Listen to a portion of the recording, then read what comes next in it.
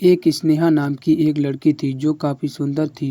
वो शादीशुदा थी और उसका पति जॉब करता था। वह अपनी पत्नी से कोई भी बात नहीं छुपाता था और सारी बातें बता दिया करता था।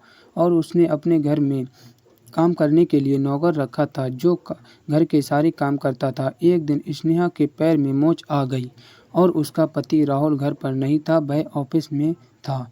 घर पर सिर्फ नौकर और स्नेहा थी। स्नेहा ने नौकर को बुलाया और अपने पैर में मालिश करवाने को बोला। तब नौकर तेल लाया और मालिश करने लगा। स्नेहा ने अपने पैर से साड़ी को अपनी जांघ तक उठा दिया और स्नेहा स्नेहा बोली मालिश करो। और नौकर शर्म की वजह से पीछे हट गया और बोला मालकिन ये क्या कर रही हो। स्नेहा बोली चुपचाप जैसा कह रही हूँ करो वैसा करो, नहीं तो साहब से कहकर नौकरी से निकलवा दूंगी और बोलूँगी कि तुम मेरे साथ ज़बरदस्ती करने की कोशिश की। नौकर डर गया और मालिश करने लगा। दिन बीतते गए और स्नेहा की चाह और बढ़ गई। धीरे धीरे समय बीता, उसके बीच शारीरिक संबंध भी बनने लगे। जब एक बार राहुल की तबीयत ठीक नहीं थी तो राहुल ने ऑफिस जाने को मना किया तो स्नेहा बोली घर पर क्या करोगे।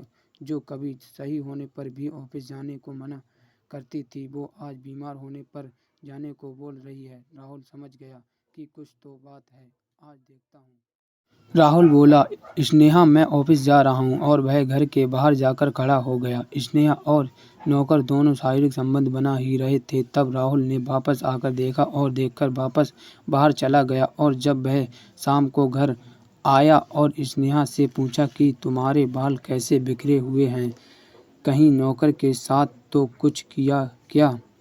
स्नेहा नाराज होकर बोली ये क्या है बक रहे हो, क्या बक रहे हो ये तुम, कहीं तुम पागल तो नहीं हो गए।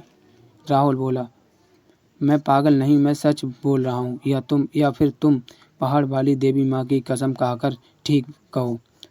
तो स्नेहा बोली ठीक है मैं पहाड़ वाली देवी माँ की कसम खाऊंगी, पर वो सुबह मंदिर में कसम खाकर कहना ऐसा कुछ नहीं है। स्नेहा बोली ठीक है और सुबह का इंतजार करने लगा राहुल। स्नेहा बोली ठीक है। वह पूरी रात सोचती रही और उसने जाल बिछाया। पूरी रात सोचती रही, उसने एक जाल बिछा लिया। सुबह हुई और बोली चलो मंदिर, नौकर को साथ ले चलो। राहुल बोला ठीक है चलो। वो तीनों मंदिर चल दिए। जब वह पहाड़ पर पहुँचे और स्नेहा ने अपना नाटक स्टार्ट किया और बोली मेरे पैर में दर्द हो रहा है, गधे को कर लो, यानी कि मेरे पैर में दर्द हो रहा है, गधे को किराए पर कर लो।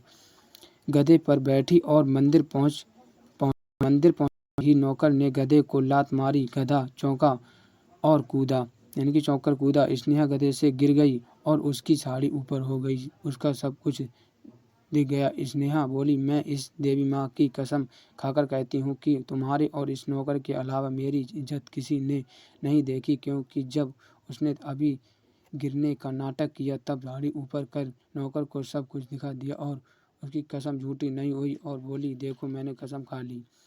ऐसा जाल बिछाया कि नौकर की भी कसम खा ली जाए और देवी माँ की कसम खा ली जाए, नौकर की बात झूठी नहीं हो और अपने पति को झूठा बना दिया जाए।